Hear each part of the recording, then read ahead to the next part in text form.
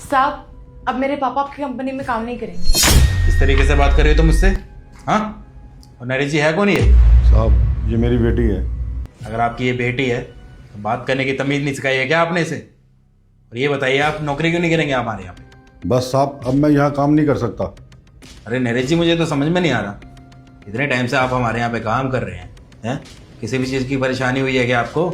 अचानक से आप आए और बोल रहे हैं कि आपको काम नहीं करना है, क्या बात है? और अपनी बेटी को क्यों लेके आए हो? क्या चल रहा है ये सब मैं जान सकता हूँ? साहब बात ये है, ये मेरी इकलौती बेटी है और आज तक मैंने जितनी भी मेहनत की है ना अपनी बेटी के लिए की है। साहब जी मैंने अपनी बेटी को पढ़ाया लिखाया, आज ये इतनी बड़ी हो गई है, कह रही मैं अपने पापा को गार्ड की नौकरी नहीं करने दूंगी। देखिए नरेश जी, आप उम्र में मेरे से बहुत ज़्यादा बड़े हैं और काफ़ी रिस्पेक्ट भी करता हूँ मैं आपकी, और इनफैक्ट आप भी मुझसे बहुत अच्छे से बात करते हैं, इसलिए आपसे हमारे घर जैसे ताल्लुक है। बस इसलिए मैं आपको समझाने की कोशिश कर रहा हूँ कि इंसान को पैसे की कितनी ज़रूरत होती है और कितना ज़्यादा इंपॉर्टेंट होता है पैसा।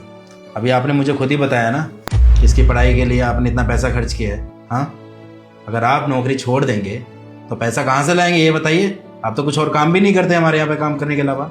देखिए हमें लाइफ में ना इमोशनल के साथ साथ प्रैक्टिकली भी सोचना होता है, ठीक है? पैसा कितना इंपॉर्टेंट है लाइफ के लिए वो आपको पता होना चाहिए।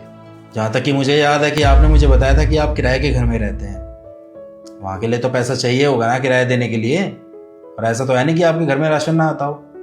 कैसे मैनेज करेंगे सब कुछ? या तो दूसरा यही होगा कि आपके पास जमा पूंजी हो गई होगी थोड़ी 50,000 या फिर 1 लाख रुपए हैं, इसलिए आप जॉब छोड़ना चाहते होंगे।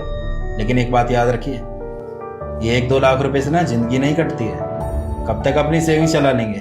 कभी ना कभी तो खत्म होगी, कहीं और तो जॉब करेंगे। अगर कोई दिक्कत है हमारे यहाँ पे काम करने से आपको तो आप बताइए ना सामने आके, क्या दिक्कत है इस बात में? सैलरी बढ़ानी है वैसे बताओ, मैं थोड़ी बहुत वैसे बढ़ा दूंगा, क्या है इसमें? देखिए साहब बात वो है ना। पापा let me clear this. Sir actually I have cleared my UPSC exam. What?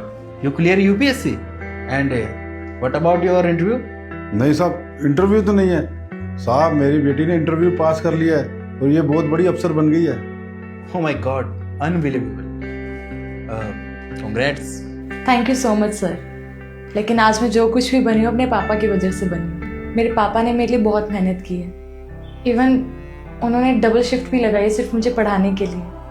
कई बार तो पापा की तबीयत भी ख़राब होती थी लेकिन वो फिर भी काम पर जाते थे, वो भी सिर्फ इसलिए ताकि मेरी कोचिंग की फ़ीस भर सके।